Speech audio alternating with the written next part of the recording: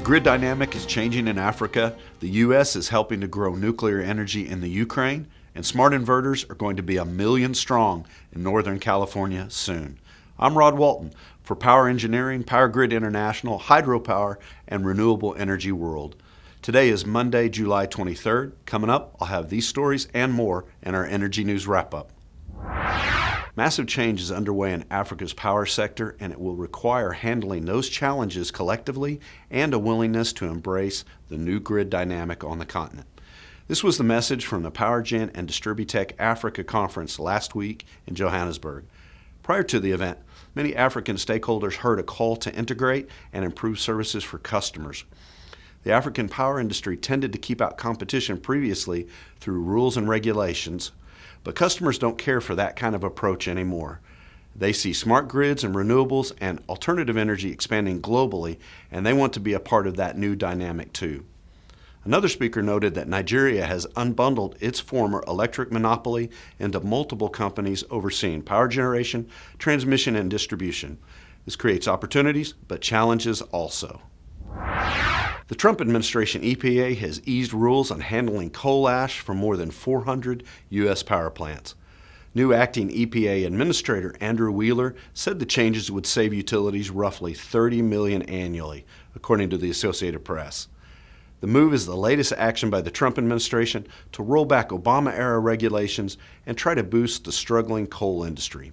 The eased rule pushes back the deadline to close certain ash dumps, and it gives state regulators flexibility in how they deal with the massive waste piles which result from burning coal to generate electricity. U.S. coal-fired plants produce about 100 million tons annually of ash and other waste, according to reports.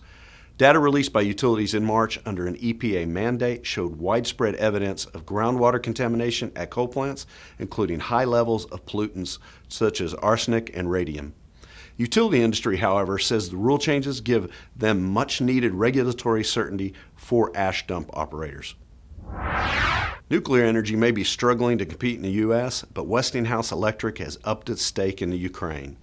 The company reported that it has loaded a full core of VVER 1000 fuel into a nuclear reactor in the South Ukraine Nuclear Power Plant Unit 3.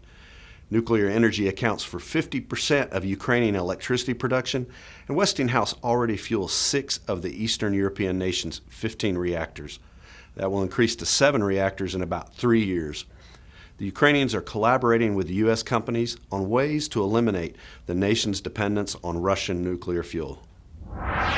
Pacific Gas and Electric is projecting that there will be 1 million smart inverters on its electric distribution system by 2025. This according to PG&E's recent study on its Electric Program Investment Charge, or EPIC project. The exponential growth of rooftop solar in California is pushing the need for inverters, which convert direct current electricity into alternating current that can move on the grid. California's investor-owned utilities began requiring smart inverters on all new solar interconnections starting September the 8th of 2017 through the California Public Utility Commission's Rule 21 tariff. A smart inverter is a more sophisticated version of an inverter that makes autonomous decisions that can help maintain grid stability, reliability, and power quality. EPIC is a customer-funded program that enables utilities to demonstrate new and novel technologies and evaluate how they support safety, reliability, and affordability objectives for the benefit of their customers. Finally, please know that all of the things that I've mentioned today, nuclear, coal, solar, and hydro, will be part of the PowerGen International Conference coming up in December.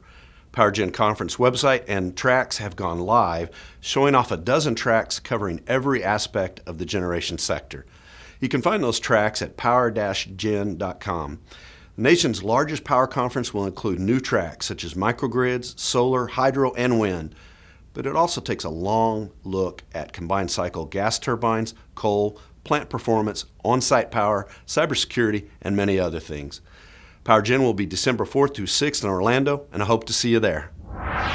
Well, we've spanned the worldwide power grid once again, from generation station to rooftop. That's it for this edition of the Energy News Wrap-Up. I'm Rod Walton, and thank you for watching.